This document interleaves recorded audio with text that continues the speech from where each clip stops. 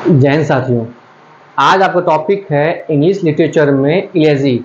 हम लोगों ने बैलेड और सोनेट पढ़ लिया है।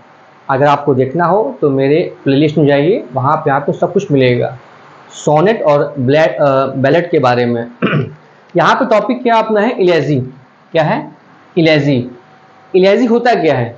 इलेजी क्या है? इलेजी एक पोयम है, ऐसी कविता, ऐसी पोयम जिसमें शोक, वियोग या मृत्यु के विषय में चर्चा हो।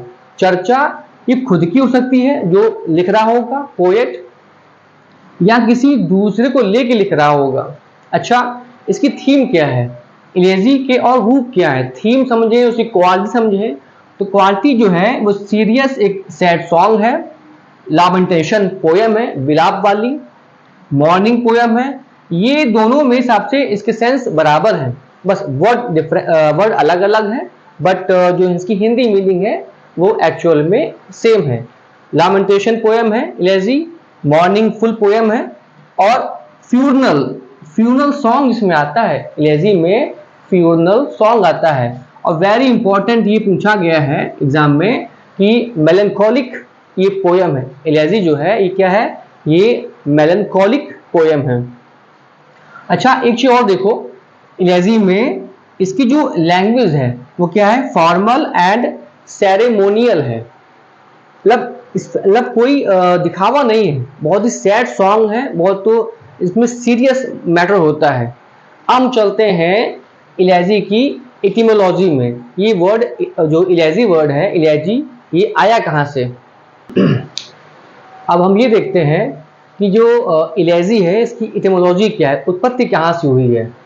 इलेजी जो वर्ड है ये एक ग्रीक वर्ड है। जैसे हम हिंदी पढ़ते हैं, हिंदी लैंग्वेज है, इंग्लिश लैंग्वेज है, वैसे ही एक ग्रीक लैंग्वेज है। तो ग्रीक लैंग्वेज में एक वर्ड है इलेजिया। क्या वर्ड है? इलेजिया। तो इलेजी जो है वो ग्रीक वर्ड के इलेजिया से आई है। और इस इलेजिया का मतलब क्या है?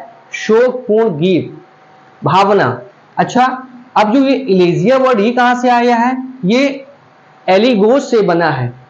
एलेजिया जो है किससे बना है? ये बना हुआ है एलिगोस से बना हुआ है। ठीक। अच्छा, ये चीज इंपॉर्टेंट है। पहले जब शुरुआत में इलेजी आई है, इसको मॉडिफाई किया गया था, बनाया गया था, तो उसमें जो थीम थी, जो उसकी लिखावट थी, स्ट्रक्चर था, वो शोकपूर्ण गीत नहीं थी। उसमें युद्ध जैसी घटनाएं, बहादुरी वाली घटनाएं, सभी घटनाओं को लेकर बनाया गया था। एक पर्टिकुलर शोकपूर्ण गीत नहीं था। अच्छा, ये शुरुआत की बात है, धीमे धीमे इसे शोकपूर्ण गीत में अडॉप्ट कर लिया गया। अच्छा, ये चीज इंपॉर्टेंट है कि शुरुआत में जो थीम थी वो शोकपूर्ण नहीं थी। कोई भी टॉपिक हो वो उसको उठा के पोएट इसको बनाते थे। अच्छा, ये इलेजिक कपलेट क्या है? ये शुरुआत में था इलेजी में। इलेजिक कपलेट क्या है? ये किस में था? इलेजी में शुरुआत में था। क्या है ये देखते हैं हम लोग। अब हम बात करेंगे, कुछ पढ़ते हैं इसको इलेजियक, कुछ पढ़ते हैं इलेजिक। तो इलेजियक कपलेट क्या होता है? ये शुरुआत में था इलेजी के। इलेजियक कपलेट जो था ये इलेजी के शुरुआत में आया था। अच्छा, कैसे? इसको ओल्ड ग्रीक और रोमन जो पोएट थे उन्होंने इसको यूज किया था। जो इसके क्या था, जो फर्स्ट लाइन थी वो 6 लाइन्स की थी, और उसे डेक्टाइलिक हेक्सामीटर कहते थे। जो सेकेंड लाइन थी वो 5 लाइन्स की थी, और उसे डेक्टाइलिक पेंटामीटर कहते थे। तो ये जो फॉर्मेट है हेक्सामीटर और पेंटामीटर, इस फॉर्मेट में शुरुआत में इलेजी लिखी गई है, जिसे हम कहते थे इलेजियक कपलेट। इलेजियक कपलेट यही है कि जो पहली लाइन है वो 6 लाइन की होती थी, जिसे हम कहते थे हेक्सामीटर, और जो सेकेंड लाइन होती थी वो जो 5 लाइन्स की होती थी उसे हम कहते थे पेंटामीटर। अच्छा, ये डेक्टिलिक भी लिखा हुआ है। कुछ पढ़ते हैं डेक्टिलिक, कुछ पढ़ते हैं डेक्टाइलिक।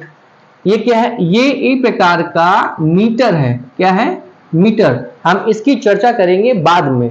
अच्छा, अभी देखो जो इस शुरुआत में इलियाजिक कपलेट लिखा जाता था, इसको हम जो थीम थी, जो क्वालिटी थी, विशेषताएं थी, वो लव थीम थी, वॉर था, मॉर्टैलिटी थी, इट मीन्स जीवन की नश्वरता, दुख था, और निर्वासन, इट मीन्स किसी को देश से, क्षेत्र से, घर से निकाल दिया गया, एग्जाइल। तो ये इसकी थीम थी।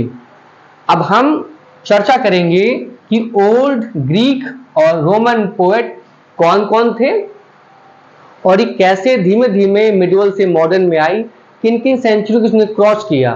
तो हम ये 1 बाय 1 पढ़ेंगे, लेकिन नेक्स्ट वीडियो में। आज के लिए इतना काफी है। जय हिंद।